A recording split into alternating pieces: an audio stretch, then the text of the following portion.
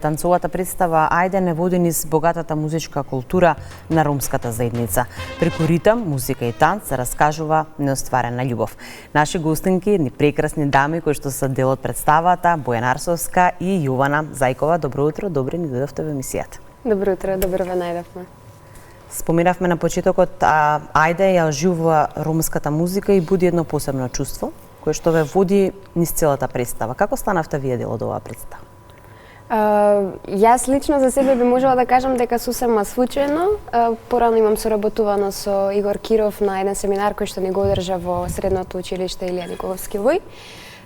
Потоа еден дует со партнер од Македонската опера и балет и некако он веќе го имаше половично составено тимот кој што ќе учествува во представата, па ми понуди дали сакам јас да бидам дел од тоа и секако се согласив, бидејќи ми е многу мило што работам со такви танчери кои што се искусни и би напоменала дека сите танчери доаѓаме од различни танцови сфери. Јас и уште една девојка Илијана сме балерини во Македонската опера и балет.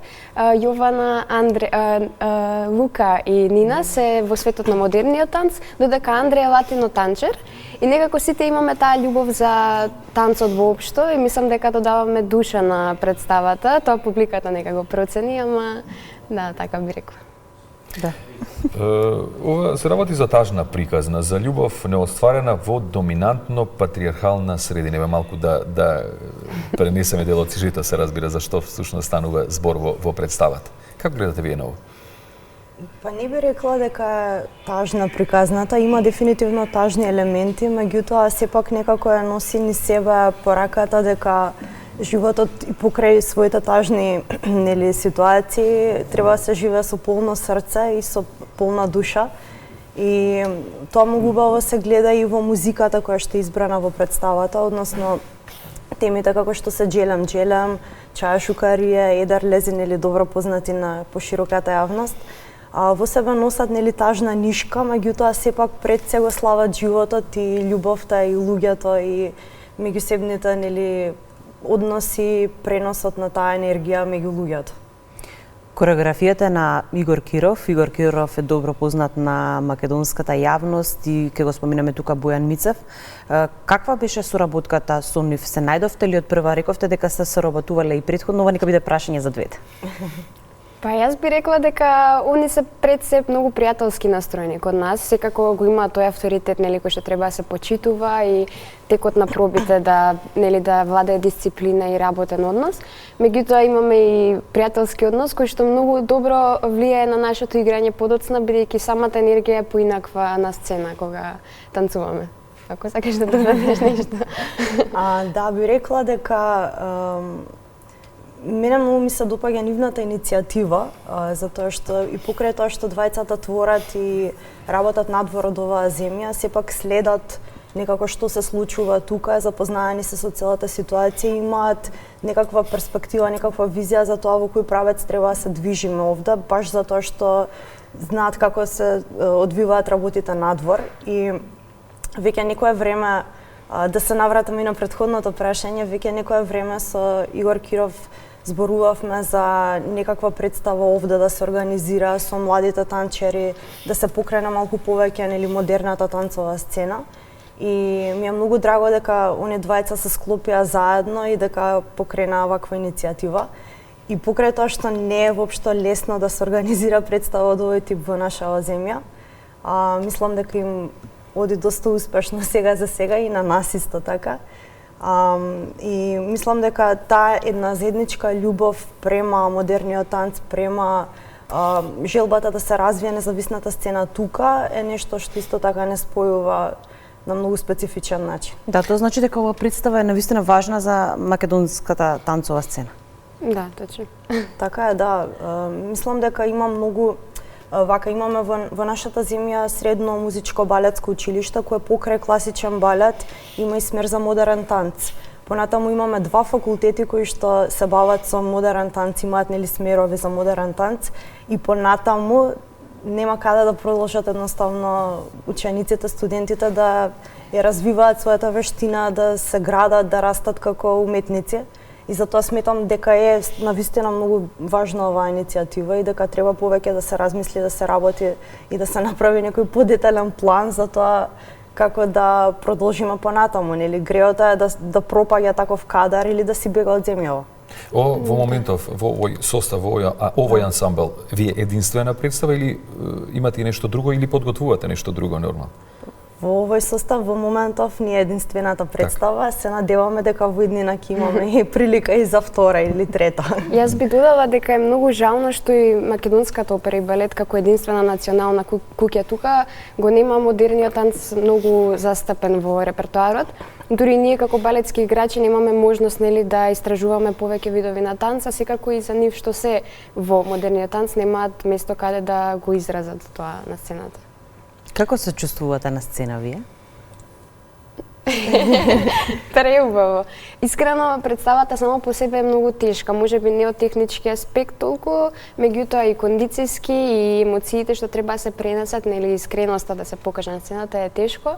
Меѓутоа, навистина преубаво, некако баш така при срце ми е представата и како што кажав и претходно, мислам дека и ние оставаме душа и даваме душа и дел од себе за представата и за публиката да почувствува нешто, бидејќи приказната е таква блиска до човекот и до човечкот. Кога веќе ги споменуваме емоциите, публиката, свесни ли сте какво влијание имате врз публиката?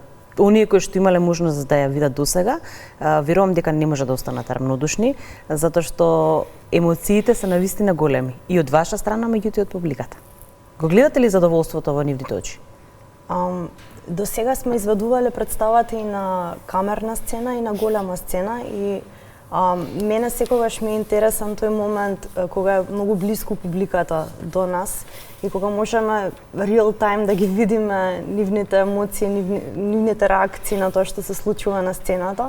Меѓутоа и разговорот секако после представата е многу важен и многу емотивен, затоа што секоја доживува на различен начин и е навистина многу специјално кога ќе слушнеш кој во кој момент што почувствувал или на што го потсетило или можеби одредена музика, одредена песна е за некого важна ради било каков дел од животот и автоматски добива слика една поинаква на тие ситуации од животот.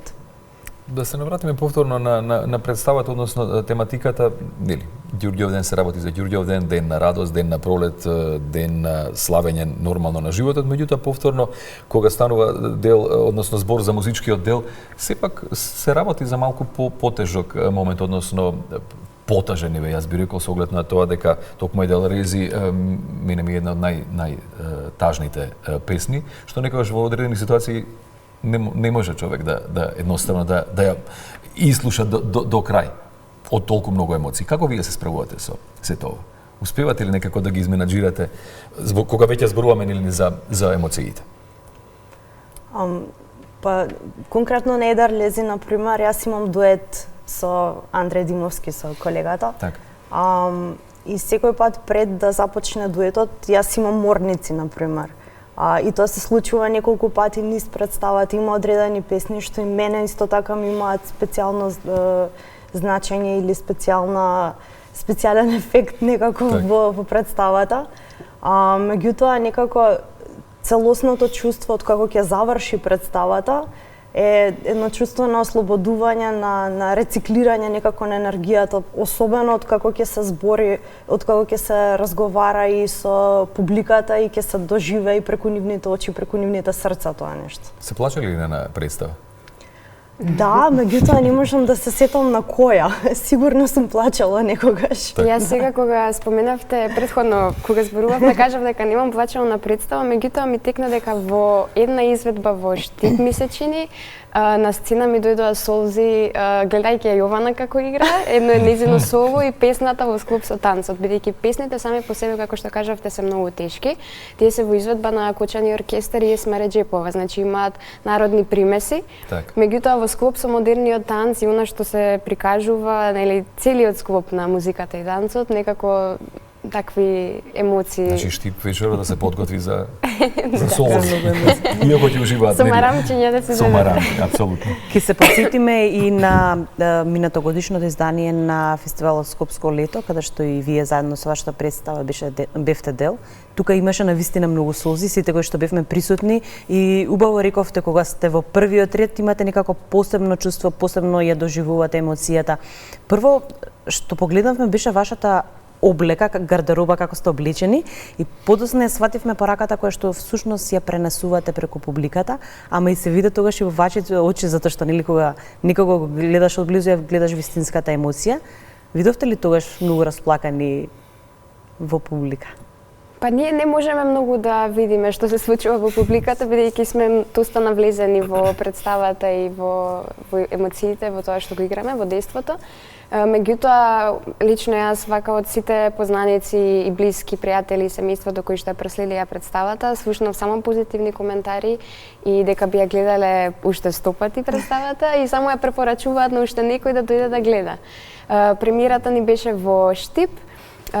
После втората изведба ни беше во Скопје, во Театар Комедија и денеска најверојатно за жал ќе имаме последната изведба во Штип, така што ги поканувам сите штипјани и од околните градови кои што се во близина на Штип да дојдат да проследат представата за да ги почувствуваат токму тие емоции за кои што вие кажавте. На сцена изгледат навистина скромно, ќе имаш можност да ги гледаш. Се надам дека нема да биде последна. Ова е трета и последна, така му доаѓа? Во Штип.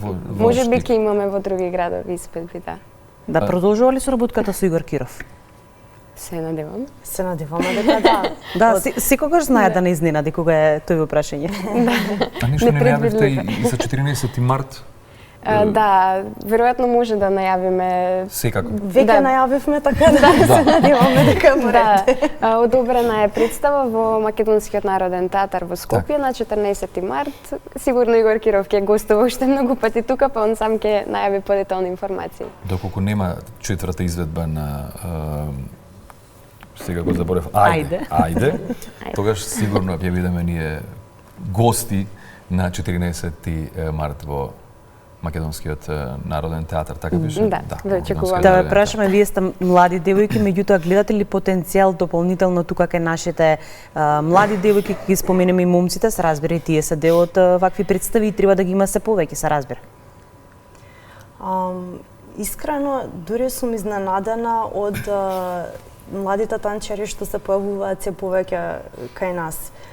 Има значително повеќе интерес од тоа што имало порано и се повеќе се запознаваат со модерниот танц, бидејќи балетот, например, класичниот балет им е далеку попознат на луѓето, меѓутоа за модерен танц се уште немаат баш премногу информации, не се сигурни луѓето како изгледа, на што треба да мислат кога треба да помислат на танцова представа која што се бави со модерен танц, меѓутоа има се повеќе интерес и се повеќе квалитетен кадар, така да баш се радувам за еднината на модерниот танц кај нас во земја и верувам дека ќе има се повеќе млади таленти што ќе ни изненадуваат во еднина. Ви имате ли некое најдраго искуство досега во вашите играња, во вашите представи? Да го издвоите како нешто што ве освоило еве како професионалци, ви останало во сеќавање и навистина ви е драг момент? Конкретно за оваа представа или не, општо? Не, генерално зборувам. Не знам. За не спремна ме не пати. може мајка за да каже кој дете е најдраго. И ве разбираме во Па искрено оваа представа ми е стварно многу драга. Некако посебно чувство ми носи така. Тоа се забележува. А ние се надеваме дека Игор Киров можеби веќе размислува со представата да патуваат и надвор од нашите граници, затоа што има што да покаже. Сепак тој светски познат и на домашната сцена и убава представа и млади луѓе во представата. Уште еднаш да потсетиме публиката вечерва 20 часот Народен театар Штип. Да. Штипската публика верувам дека е одлична. Да. Веќе имате искуство, немате сигурно проблем со трема во тој поглед, нели? Што би им препорачале на еве оние кои имаат, односно имаат желба и план да се занимаваат со тоа, меѓутоа веројатно уште не успеал некој тоа да малку ги, нели, опушти, да им каже дека навистина може тоа да го сторат? Јас би им препорачала да не се откажуваат од своите соништа, колку и да е тоа тешко воопшто, и тука во нашата држава особено, поради условите и сите случувања што ги имаме.